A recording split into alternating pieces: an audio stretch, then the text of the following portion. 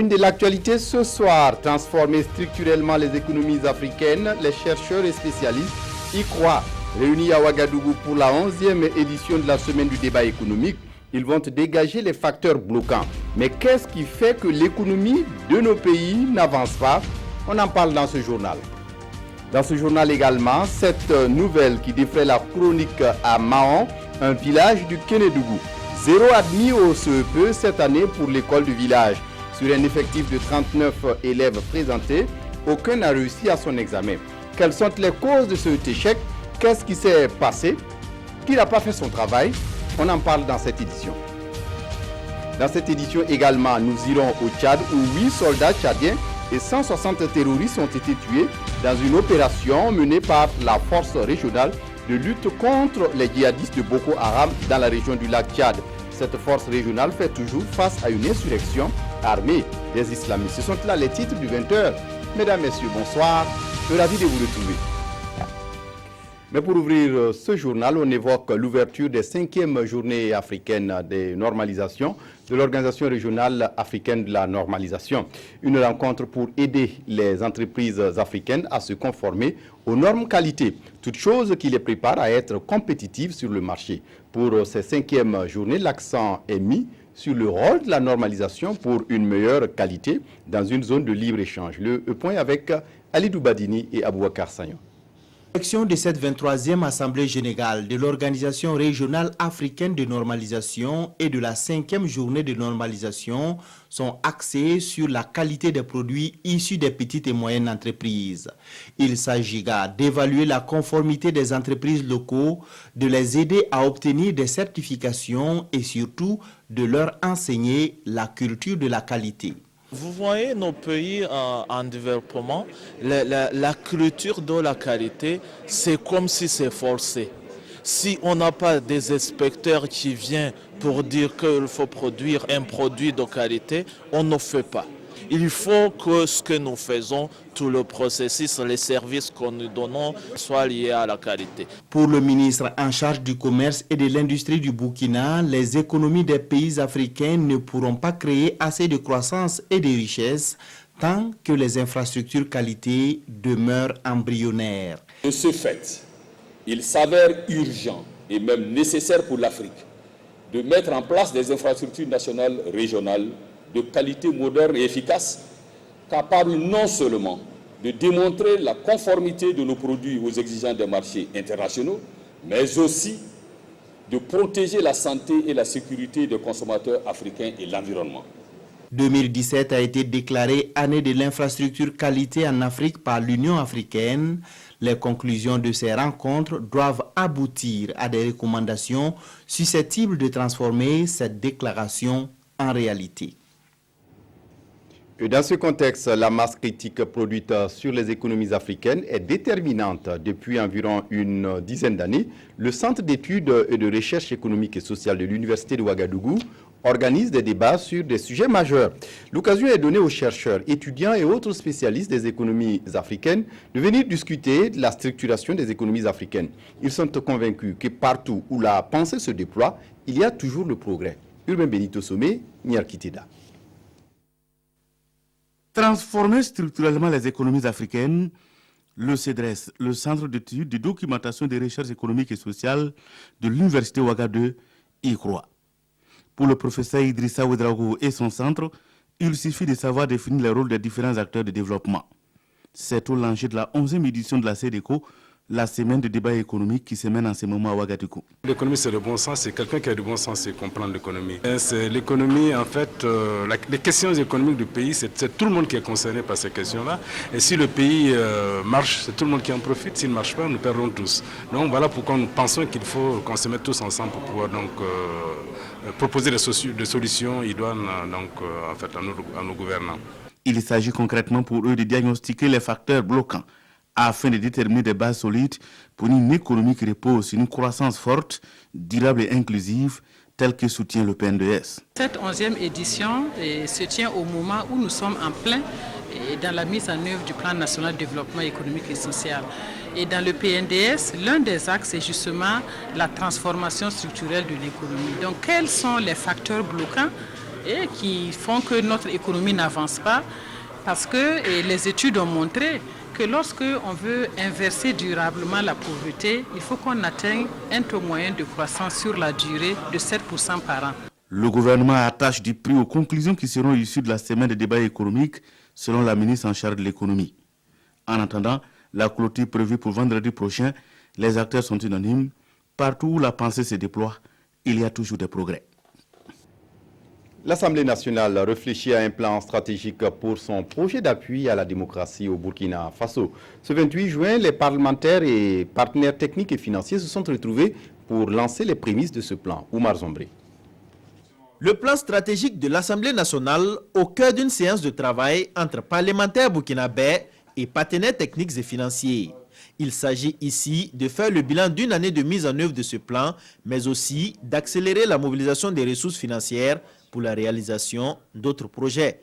Nous avons 6 programmes et 18 projets qui sont en attente de financement, car c'est vrai que la formation, c'est le volet le plus facile à organiser, mais il y a d'autres aspects très importants et nous nous sommes proposés d'organiser une rencontre importante entre les élus locaux et les élus nationaux sur le thème du transfert de compétences et de ressources financières vers les collectivités locales. L'autre dimension, c'est la rencontre que nous souhaitons organiser sur l'autonomisation des femmes. Pour la mise en œuvre de ces 2 projets, le Parlement burkinabé bénéficie de l'appui technique et financier du Canada. La deuxième chose importante qu'on va réaliser cette année, un forum ouest-africain sur l'autonomisation des femmes. Et là, les ambitions sont très élevées. On veut vraiment mobiliser la région, la sous-région, sur cette problématique-là, sur ces enjeux-là. Cette rencontre entre dans le cadre du projet d'appui à la démocratie au Burkina Faso. Un projet de 5 ans qui, dès la première année de mise en œuvre, a permis de renforcer les capacités des députés et de partager l'expérience des parlementaires canadiens. Ce 28 juin, le Canada commémore les 150 ans de son indépendance. À Ouagadougou, les Canadiens du Burkina se sont retrouvés avec les Burkinabés pour la fête, mais aussi pour rappeler la contribution du Canada au développement du Burkina. Nyarkitida. C'est avec fierté que les Canadiens résidant au Burkina Faso ont célébré les 150 ans de leur pays. Une soirée pleine d'émotions au cours de laquelle Burkinabés et Canadiens se sont réjouis des liens serrés qui unissent les 2 pays depuis 55 ans. Dans l'objectif commun d'améliorer les conditions de vie des Burkinabés, le Canada contribue à la mise en œuvre du Plan national de développement économique et social, PNDES. Notre appui actuel cible prioritairement l'amélioration de l'accès aux filles et à une éducation de base de meilleure qualité, ainsi que le renforcement de la gouvernance du secteur. En ce qui a trait à la santé, le 8 mars 2017, à l'occasion de la Journée internationale des femmes, le Canada a annoncé l'octroi de 650 millions de dollars pour favoriser l'accès à l'éventail complet des services de santé sexuelle et reproductive. Pour le gouvernement burkinabé, le Canada est un partenaire efficace et au ministre en charge des Finances de remercier le dynamisme de ce partenariat. Vous savez qu'ils ont une école nationale d'administration très connue et qui a formé beaucoup de cadres burkinabés, qui a un partenariat aussi avec l'INAREF, nos écoles de formation. Donc ça, c'est un aspect aussi important. Et puis bien sûr, le domaine de la transformation de l'économie et à travers surtout leur investissement dans le secteur minier, à travers les interventions dans le secteur de l'énergie et la promotion du secteur privé. Le Canada est un pays de justice, de tolérance, de respect et d'hospitalité, selon les témoignages des Burkinabés ayant fait un tour dans ce pays. Dans l'actualité, ce soir, à l'école primaire de Mahon, dans le Kénédougou, aucun admis à l'examen du certificat d'études primaires cette année. Sur un total de 39 élèves, aucun enfant n'a réussi à son examen. Une information qui défraie la chronique dans la localité, mais qui passe mal chez les parents. Quelles sont les causes de cet échec? Que s'est-il passé exactement? Qui n'a pas fait son travail? Les réponses avec Ali Traoré. Vous le savez déjà, l'école primaire B de Mahon, dans le département de Kangala, dans le Kénédougou, a fait un taux de succès de 0% au CEP, le certificat d'études primaires. Sur un total de 39 candidats, personne n'a réussi à l'examen. Cette situation est mal vécue ici, dans la localité. Nous, nos cœurs vraiment sont vraiment aigris. Les femmes, tous les parents se plaignent maintenant. Que faisaient les enseignants? Or, les enfants, ils étaient à leur portée. Tout enfant qui était là, ils étaient à leur portée. Aucun enfant n'était à notre portée. C'est une situation qui me choque beaucoup. D'entendre que mon village a une école qui a eu 0%. Ça me choque beaucoup. Parce qu'en tant qu'enseignant, des situations, c'est très difficile à vivre. Mais quelles sont les causes de cet échec? À qui la faute? Autant de questions auxquelles on a tenté de trouver des réponses. Selon des parents d'élèves, la faute incombe au corps enseignant. La faute, elle est multidimensionnelle, je dirais. Il y a la faute de l'enseignant titulaire de la classe, il y a la faute du directeur et il y a la faute de l'inspection. Comment? Le directeur est censé savoir ce que l'enseignant fait dans sa classe. Alors l'inspecteur, c'est lui qui suit, c'est lui qui a donné une lettre de mission à son directeur. Donc moi, je me dis que la responsabilité leur incombe. Moi, je peux dire l'école de Mont, l'école B de Mont est une école morte. Les enseignants sont là, ils tuent seulement les classes pour nous remettre. Ils tuent comment ça? Bon, du CP1, s'ils n'ont pas bien tenu, je les ai passés au CP2. S'ils n'ont pas tenu, ça aurait ça joue jusqu'à la 3e. D'autres, par contre, pensent que la responsabilité est partagée. Je ne vais pas me mettre à accuser seulement que les enseignants. Parce que les parents d'élèves aussi, ils sont dans cette situation-là. Parce que si vous envoyez votre enfant à l'école, vous ne le surveillez pas, vous n'allez pas voir son maître, vous ne prenez aucun renseignement. L'enfant est là parce que, comme une bête, comme un animal, ce n'est pas un mouton. C'est vraiment dommage. Le niveau des élèves en classe était évocateur. Tu avais la moyenne en classe? Non. Tu avais combien de moyens? 3 de moyenne. Pourquoi vous avez tous échoué au CEP? Je ne sais pas, de bon Dieu. Mais le bureau de l'APE se dit surpris des résultats. On ne s'attendait pas à ça. Puisque l'école B a été ouverte en 2008. En 2008, les premières promotions, quand ils ont fait le CP, il y a eu 18 admis. L'année passée, il y avait 25 admis. Nous-mêmes étant à payer, on s'entendait vraiment. Cette année, s'il y a du plus, on va faire une clôture avec les maîtres. Nos multiples efforts pour joindre les encadreurs ont été vains et même l'enseignant de la classe concernée nous a envoyé balader. En santé, l'OMS et l'OAS ouvrent le débat sur la disponibilité des médicaments dans la région ouest africaine. Ce 27 juin, les deux organismes ont réuni à Ouagadougou des spécialistes pour un partage d'expériences. Le point avec Maxime Zongo. L'accès équitable aux médicaments en quantité et en qualité, une nécessité pour parvenir à une couverture sanitaire universelle. Afin d'améliorer le système d'approvisionnement des pays africains et particulièrement ceux de l'espace CEDEAO, les acteurs se sont retrouvés ici à Ouagadougou pour une réflexion approfondie. La plupart de ces médicaments essentiels sont importés dans l'ensemble du monde. Il est donc important que les centrales d'achat jouent un rôle important de précurseur pour assurer la qualité de ces médicaments qui sont importés et qui sont distribués sur l'ensemble du pays. Cette réunion est une opportunité pour nous permettre de mieux comprendre la situation de l'accès aux médicaments et aux produits de santé et de voir comment nous pouvons aborder cette question et l'amélioration de l'accès aux médicaments d'une manière vraiment compréhensive en la prenant sous tous ces aspects. La faiblesse des systèmes de réglementation, la prolifération des faux médicaments, l'insuffisance de bonnes pratiques, autant de contraintes qui limitent le niveau de disponibilité des produits. Pour le Burkina, c'est une aubaine parce que vous savez que nous avons un certain nombre d'initiatives qui ne peuvent prospérer que si nous avons des médicaments qui sont disponibles en qualité.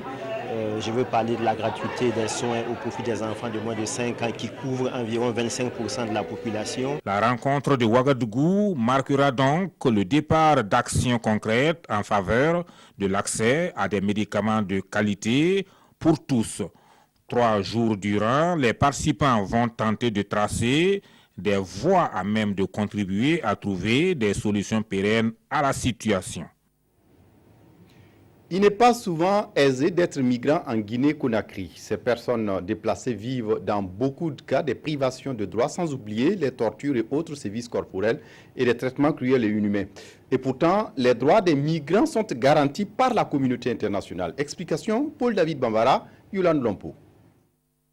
Il fait partie des nombreux jeunes qui ont été rapatriés récemment de la Guinée-Conakry. Après 8 mois passés dans ce pays à la recherche de quoi subvenir aux besoins de sa famille restée au Burkina, Moussa est de retour, le cœur meurtri. Un jour, les Guinéens sont venus dire que l'argent que nous versons leur compte là, qu'il y a des gens qui retirent l'argent là, que maintenant, ils vont venir faire les changements, que c'est nous-mêmes qui vont déplacer, venir leur donner l'argent là. Donc, tout précisément, il y a des cargos qui sont venus. Donc, viennent nous prendre pour aller fermer dans une villa de Sigri. Nous avons fait une semaine là-bas. Donc, avoir les pas pour manger la même chose, c'est du problème. Convaincu que la migration est et demeure une opportunité, l'association Alerte Migration Afrique invite les jeunes à s'informer avant tout projet de migration pour éviter pareille situation. Les 380 Burkinabés expulsés ont, en plus des traitements inhumains et dégradants, subi les affres de la route. Abandonnés à la frontière, certains ont été confrontés à des difficultés d'ordre sanitaire, alimentaire et d'habillement. Comme ils le confient tous, la route n'a pas été simple pour nous. Outre ces actions de plaidoyer, elle entamera du 2 au 11 juillet prochain une caravane des migrations africaines qui la conduira à Tinkodougou, Garango, Bitou et Saint-Cassé. Les policiers radiés à la suite des mutineries de 2011 au Burkina Faso continuent à mettre la pression sur les autorités au sommet de l'État pour leur réintégration. Ce matin, ils étaient dans la rue à Ouagadougou pour rappeler la nécessité de prendre des mesures pour restaurer leur dignité. Ismaël Diloma Sirima. L'hymne national entonné à vive voix pour marquer le départ de la marche des policiers radiés en 2012. De la place de la Nation à la direction générale de la police, en passant par le rond-point des Nations, ils ont battu le pavé pour se faire entendre. Sous la pluie, ils ont montré leur détermination à transmettre leur message aux premiers responsables de la police. Nous disons que le problème de la réintégration des centres ainsi fonctionnaires de police ne doit pas être une question politique. Il faut sortir hors du cadre de la politique et nous disons que pour redorer l'image de marque de cette institution policière noble et républicaine pour le Faso, il va falloir que le président du Faso se prononce, à savoir la réintégration des centres ainsi fonctionnaires de police. Les familles des policiers révoqués se sont elles aussi joints à la marche pour s'adresser également au président du Faso. Nous lançons un appel à son Excellence, Monsieur le Président du Faso, de prendre une décision pour que nos époux retrouvent leurs fonctions afin d'apaiser nos cœurs. Les premiers responsables de la police ont salué cette démarche des 136 policiers révoqués en 2012. Et le message va être transmis à qui de droit. Ce que je peux ajouter, c'est de vous remercier d'être de façon organisée déplacés à la devanture de la Direction générale de la police nationale. Pour cette marche, les policiers révoqués en 2012 avaient à leur côté le collectif pour un peuple uni. Le tribunal correctionnel de Fadangourma a rendu ce mercredi 28 juin son jugement dans l'affaire des destructions du campement de chasse de Pama et des locaux du service forestier de Nadiagou. Le tribunal requiert des peines allant de 12 mois à 36 mois de prison ferme à la vingtaine de prévenus. On fait le point avec Mamadou Ouedraogo sur place à Fadangourma. Les 27 accusés de rébellion et de destruction volontaire des biens du campement du Buffle Rouge de Pama et du service des eaux et forêts de Nadiagou connaissent désormais leur sort. Comparus devant le tribunal correctionnel de Fadangourma, 20 personnes ont écopé des peines d'emprisonnement ferme allant de 12 mois à 36 mois. Les 7 autres inculpés ont été relaxés au bénéfice du doute par le tribunal. Les condamnés doivent aussi débourser aux victimes plus de 349 889 000 francs CFA, dont 329 431 000 francs CFA aux propriétaires du campement comme dommages et intérêts.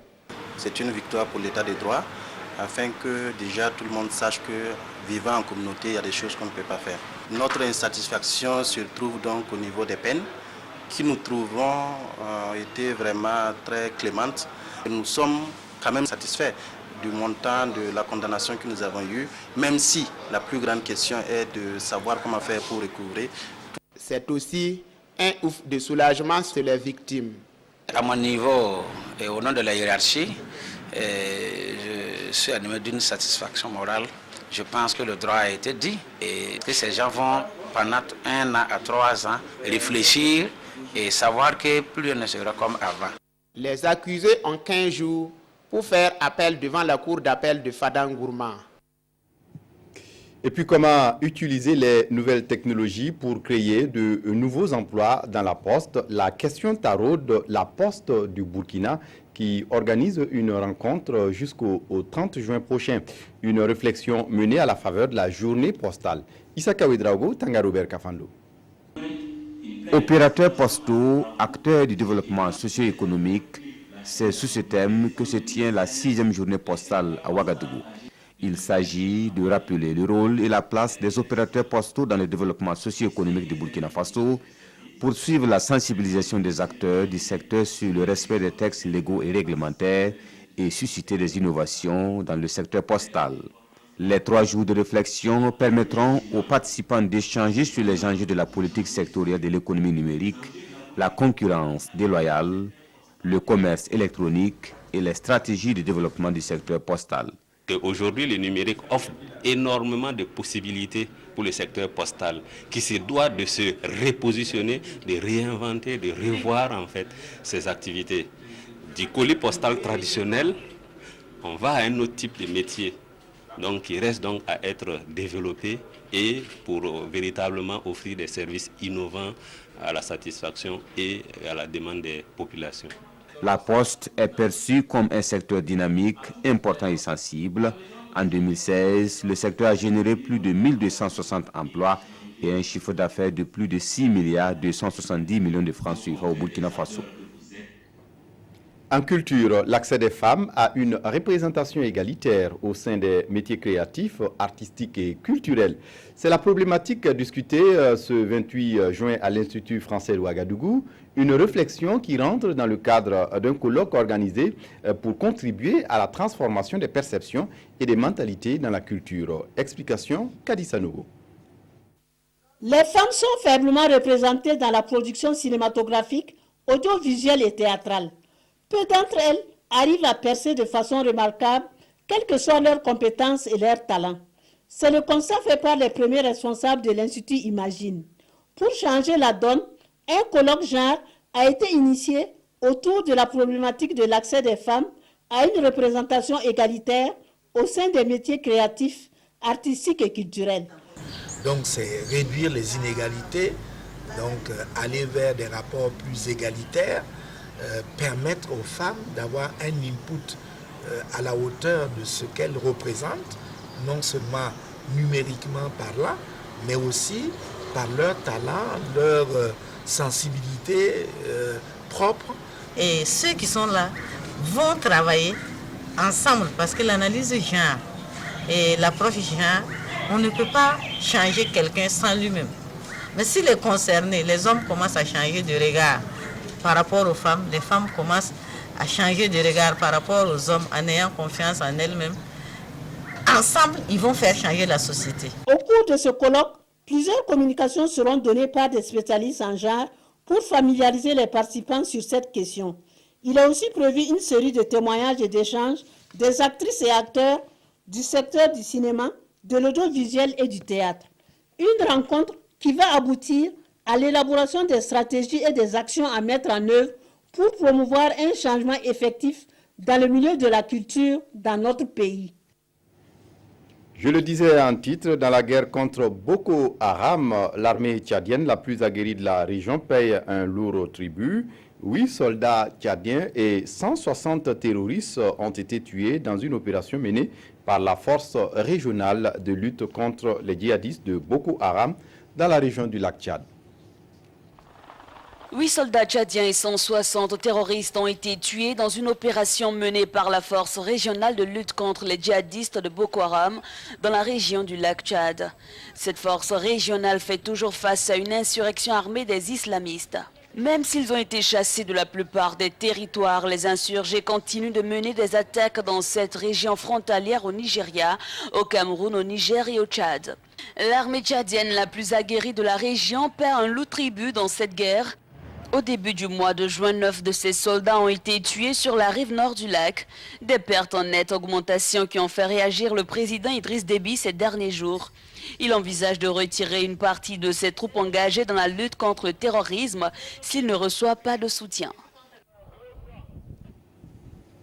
Et puis au Venezuela, à Caracas, un hélicoptère a jeté des grenades sur la Cour suprême et tiré des coups de feu sur le ministère de l'Intérieur, mais les autorités vénézuéliennes affirment avoir identifié le pilote de l'hélico. À Caracas, un hélicoptère a jeté des grenades sur la Cour suprême et tiré des coups de feu sur le ministère de l'Intérieur, selon les autorités qui dénoncent une attaque terroriste. Aucune victime n'est à déplorer. Les cibles n'ont pas été choisies par hasard, accusées par l'opposition de piloter la répression et de servir les intérêts du pouvoir en place. Le pilote de l'hélicoptère a été identifié. Il s'agit d'un ex-fonctionnaire de la police scientifique. On le voit dans cette vidéo publiée sur son compte Instagram. Il explique qu'une opération est engagée pour restaurer la démocratie. Il dit représenter un collectif de militaires, civils et policiers hostiles à l'exécutif criminel. Il ajoute « Nous sommes des nationalistes et patriotes ». Nicolas Maduro y voit une escalade de l'offensive insurrectionnelle et se dit prêt à aller au combat pour éviter que le Venezuela ne plonge dans le chaos. Depuis 3 mois, le Venezuela est le théâtre de violentes manifestations anti-gouvernement qui ont fait près de 80 morts. L'opposition réclame avec insistance la démission du successeur d'Hugo Chavez, accusé de se comporter en dictateur et d'être responsable de la grave crise économique qui frappe le pays. On referme ce journal avec la revue de presse des quotidiens de ce mercredi, revue de presse signée Vincent Tiendrabego. Programme d'autonomisation économique des jeunes et des femmes, les quotidiens rapportent un grand intérêt du public pour ce programme.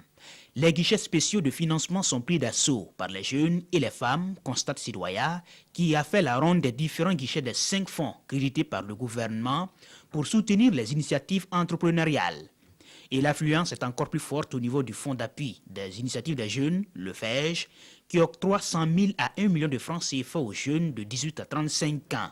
Puis vient le FARF, le fonds d'appui aux activités rémunératrices des femmes, point de convergence de la jeune féminine. Aujourd'hui, OFASO donne quelques chiffres de ce programme. 30 000 projets de jeunes et de femmes à financer avec 16 milliards et demi de francs à injecter sur une période de 3 ans. Malam Diko serait-il mort? Le pays relaie une information selon laquelle le chef du groupe terroriste Ansarul Islam serait probablement tué lors des opérations antiterroristes frontalières entre le Burkina et le Mali. Et dans un communiqué non authentifié, le groupe annonce un certain Jafar Diko comme nouveau chef, mais la mort de Malam n'est pas confirmée par les sources sécuritaires du journal, qui du reste relève dans un autre article cette déclaration du ministre de la Défense. Quel que soit le temps que cela prendra, Nous allons vaincre le terrorisme, a affirmé Jean-Claude Bouda. Pendant ce temps, l'observateur Palga s'interroge sur le sort du Dr Elliott enlevé à Djibo depuis janvier 2016. Qu'est-il devenu? Que le font le Burkina et son pays d'origine, l'Australie, pour libérer le vieil homme? Aucune réponse, et pour l'Obs, au regard de son âge, plus les jours passent, plus on a de bonnes raisons de s'inquiéter. C'est tout pour ce journal. Merci de votre attention. Très bonne suite de programme sur la RTV. Au revoir.